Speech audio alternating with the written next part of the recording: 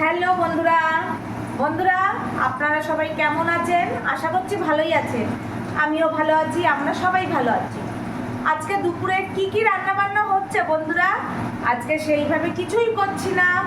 কি করছি দেখেন, আমি দেখাই।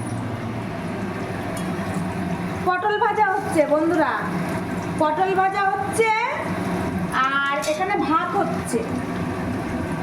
হচ্ছে, আর এই পটল ভাজা আর কি দিয়ে আমরা খাবো দেখাচ্ছি বন্ধুরা, তারা এই দেখেন চিংড়ি মাছের মালাইকারি। কালকে তো দেখিয়েছি, অনেকটা রান্না করেছি বন্ধুরা, অনেকটাই থেকে গেছে। এটাই খাওয়া হবে আমাদের দুপুরে, পটল ভাজা আর চিংড়ি মাছের মালাইকারি।